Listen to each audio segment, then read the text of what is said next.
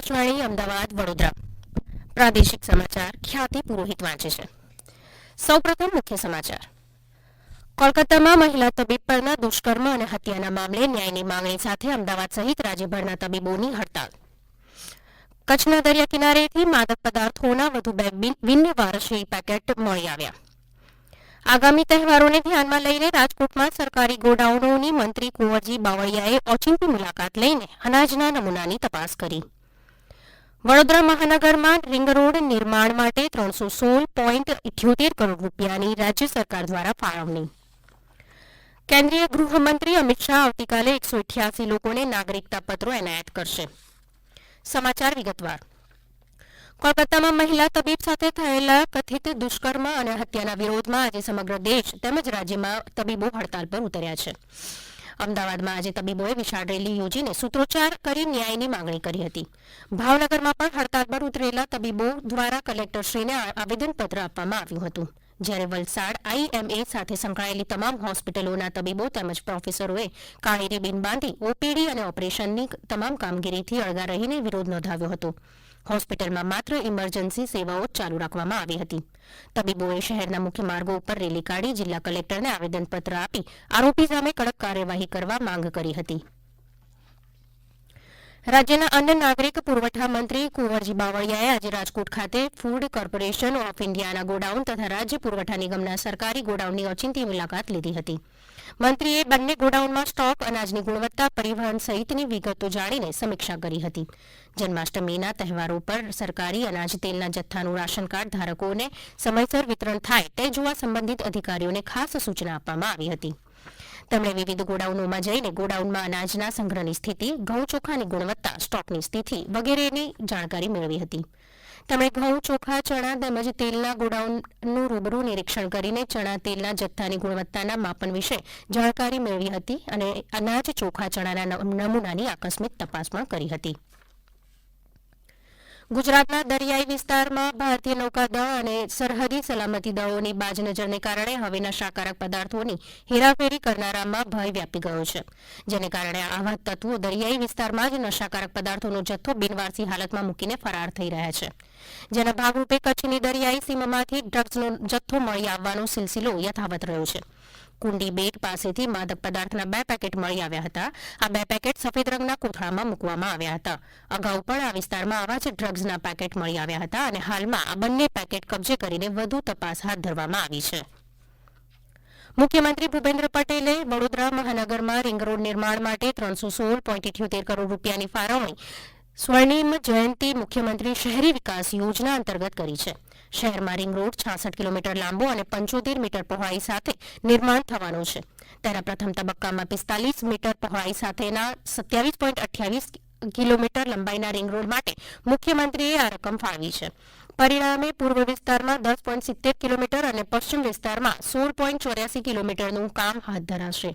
આ રોડને કારણે statue of unity, Ektanagar તરફ જતા રસ્તા પરનું ટ્રાફિક ભારણ ઓછું થશે અને મુંબઈ અમદાવાદ નેશનલ હાઈવે 8 પરના વાહન વ્યવહારનો ટ્રાફિક પણ હળવો થશે. દેશમાં લાગુ કરવામાં આવેલા સિટીઝન એમેન્ડમેન્ટ એક્ટ અંતર્ગત કેન્દ્રીય ગૃહમંત્રી અમિત શાહના હસ્તે આવતીકાલે અમદાવાદ ખાતે 188 વ્યક્તિઓને ભારતીય નાગરિકતા પ્રમાણપત્ર એનાયત કરવામાં આવશે. જે વ્યક્તિઓએ પડોશી દેશોમાં દમનને કારણે ભારતમાં આશ્રય મેળવ્યો છે તેમને નાગરિકતા પ્રદાન કરાશે. પાકિસ્તાનના 22 વ્યક્તિઓ કે જેમણે દમનને કારણે ગુજરાતના સુરેન્દ્રનગર જિલ્લાના મૂળી તાલુકાના સરલા ગામમાં આશ્રય મેળવ્યો હતો તેમને પણ આ સમારોહમાં ગૃહમંત્રી અમિત શાહના હસ્તે ભારતીય નાગરિકતા પ્રમાણપત્ર એનાયત કરવામાં આવશે. આ અંગે પાકિસ્તાની શરણાર્થી પાંચાભાઈ વેલાભાઈએ પોતાની લાગણી વ્યક્ત કરી હતી.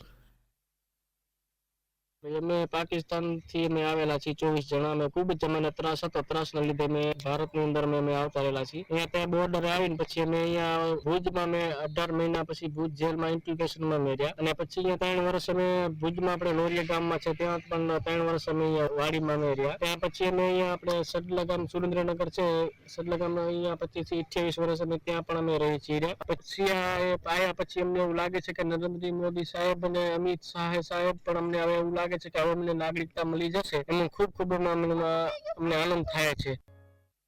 કેન્દ્રીય ગૃહ તેમજ સહકારિતા મંત્રી અમિત શાહ આવતીકાલે અમદાવાદમાં વિવિધ વિકાસ કાર્યોનું લોકાર્પણ તેમજ ખાતમુહૂર્ત કરશે. શ્રી શાહ આવતીકાલે સવારે 9:45 કલાકે શહેરના થલતેજ ખાતે ઓક્સિજન પાર્ક અને તળાવનું લોકાર્પણ કરી કાર્યક્રમની શરૂઆત કરશે. ત્યારબાદ હળિયાળી લોકસભા હેઠળ વેજલપુરમાં મિશન મિલિયન ટ્રી યોજના હેઠળ વૃક્ષારોપણ, મકરબા ખાતે નવનિર્મિત સ્વિમિંગ પુલ અને જિમ્નેશિયમનું પણ લોકાર્પણ કરશે. Gujarat council on science and technology ગુજકોસ્ટ તેમજ વિજ્ઞાન અને ટેકનોલોજી વિભાગ દ્વારા યોજાતી ત્રીજી આવૃત્તિમાં આ વર્ષે દેશભરમાંથી 10 લાખથી વધુ વિદ્યાર્થીઓની વિક્રમી નોંધણી થઈ છે. ગાંધીનગરમાં વિજ્ઞાન અને ટેકનોલોજી વિભાગના અગ્ર સચિવ મોના ખંધારના હસ્તે આજે સ્ટેમ ક્વિઝના પ્રશ્નોના ગુજરાતી અને અંગ્રેજી પુસ્તકોનું વિમોચન કરવામાં આવ્યું. આ પ્રસંગે સુશ્રી ખંધારે આ સિદ્ધિ બદલ ગુજકોસ્ટને શુભેચ્છાઓ પાઠવી અને કહ્યું કે આ ક્વિઝનો ઉદ્દેશ શાળાના બાળકોમાં વિજ્ઞાન, ટેકનોલોજી, ગણિત જેવા વિષયો અંગે રૂચિ નિર્માણ કરવાનો છે. સ્ટેમ ક્વિઝના ત્રીજા આવૃત્તિ અંગે તેમણે આ મુજબ વિગત આપી હતી. સ્ટેમ એટલે કે સાયન્સ, ટેકનોલોજી, એન્જિનિયરિંગ, મેથેમેટિક્સ. આના માટેની ઇન્સાઇટ, આના માટેનું એક ઇન્કલ્કેશન, આ એક પેદા કરવું અને એમનામાં આ બાબતે રસ જગાવો. અને સ્ટેમ ક્વિઝ પણ આ જ એક એફર્ટનો બહુ જ અગત્યનો ભાગ છે. આ જે બંને બુક્સ છે જેમાં ક્વેશ્ચન બેંક આપવામાં આવેલી છે ઇંગ્લિશ અને ગુજરાતી, એ બંનેને રિલીઝ કરતા મને આજે ખૂબ આનંદ થાય છે. આ રીતે જે સ્ક્રીનિંગ થઈને વિજેતાઓ જાહેર થશે તો નવેમ્બરમાં એનું ગ્રાન્ડ ફિનાલે અને પ્રાઇઝ ડિસ્ટ્રીબ્યુશન કરવામાં આવશે. એશિયામાં સૌથી વધુ દૂધ સંપાદન માટે જાણીતી બનાસ ડેરીની આજે 56મી વાર્ષિક સાધારણ સભા દિયોદરમાં આવેલ સણાંદર ડેરી સંકુલ ખાતે યોજાઈ હતી, જેમાં વાર્ષિક 1 કરોડથી વધુનું દૂધ ભરાવનાર પશુપાલક બહેનોનું વિશેષ સન્માન કરવામાં આવ્યું હતું. ગત વર્ષે ડેરીએ 1,952 કરોડ રૂપિયા ભાવફેર રૂપે ચૂકવ્યા હતા. આ વર્ષ મંદીનું હોવા છતાં ડેરીએ પશુપાલકોને 1,973 કરોડનો ભાવફેર ચૂકવવાનો ઐતિહાસિક નિર્ણય કર્યો છે, જે ટકાવારીની દ્રષ્ટિએ 18.50% જેટલું થાય છે.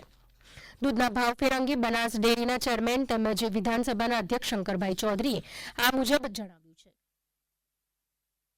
બનાસ ડેરીએ પશુપાલકોને જે નાણાં દર વર્ષે એને ચૂકવાય તેના સિવાય વધારાના નાણાં એ લગભગ 1800 કરોડ કરતાં વધારે નાણાં એના ખાતામાં એક્સ્ટ્રા જમા થાય. બનાસકાંઠાની આખી ઇકોનોમીને એનો ફાયદો થશે અને આ સહકારિતાની સફળતા છે. દેશના પ્રધાનમંત્રી મોદી સાહેબે દેશમાં અલગ સહકારિતા મંત્રાલયોની શરૂઆત કરીને ગુજરાતના સપૂત અમિતભાઈ શાહ સાહેબને એના મિનિસ્ટર બનાવ્યા. એ પછી સહકારિતાની શરૂઆતમાં ઓર ગતિ આવી છે. હવે રાજ્યના કેટલાક સમાચાર સંક્ષિપ્તમાં. બનાસકાંઠા જિલ્લાના ડીસા અને ભીલડી તાલુકાના ગામડાઓમાં પ્રાકૃતિક ખેતી અંગેની તાલીમ યોજાઈ હતી, જેમાં ખેડૂતોને પ્રાકૃતિક ખેતી અંગેનું માર્ગદર્શન અપાયું. બોટાદ જિલ્લા ડાયમંડ એસોસિએશન દ્વારા હનુમાન દાદાને ધજા ચડાવી મંદીમાંથી મુક્તિ મેળવવા માટે પ્રાર્થના કરવામાં આવી. મહીસાગર ખાતે પશુ સખીઓ માટે એ હેલ્પ તાલીમ યોજાઈ ગઈ. કાયદાની કોલેજોમાં અટકેલી પ્રવેશ પ્રક્રિયાને લઈને એબીવીપી દ્વારા રાજ્યવ્યાપી વિરોધ પ્રદર્શન કરાયું હતું. અંતમાં મુખ્ય સમાચાર ફરી એકવાર. કલકત્તામાં મહિલા તબીબ પરના દુષ્કર્મ અને હત્યાના કારણે ન્યાયની માંગણી સાથે અમદાવાદ સહિત રાજ્યભરના તબીબોની હડતાલ. કચ્છના દરિયા કિનારેથી માદક પદાર્થોના વધુ 2 બિનવારસી પેકેટ ઝડપાયા. આગામી તહેવારોને ધ્યાનમાં લઈને રાજકોટમાં સરકારી ગોડાઉનોની મંત્રી કુંવરજી બાવળિયાએ ઓચિંતી મુલાકાત લઈને અનાજના નમૂનાની તપાસ કરી. વડોદરા મહાનગરમાં રિંગ રોડ નિર્માણ માટે 316.78 કરોડ રૂપિયાની રાજ્ય સરકાર દ્વારા ફાળવણી. અને અંતમાં કેન્દ્રીય ગૃહમંત્રી અમિત શાહ આવતીકાલે 188 લોકોને નાગરિકતા પત્રો એનાયત કરશે. આકાશવાણી અમદાવાદ વડોદરા કેન્દ્ર પરથી પ્રાદેશિક સમાચાર પૂરા થયા.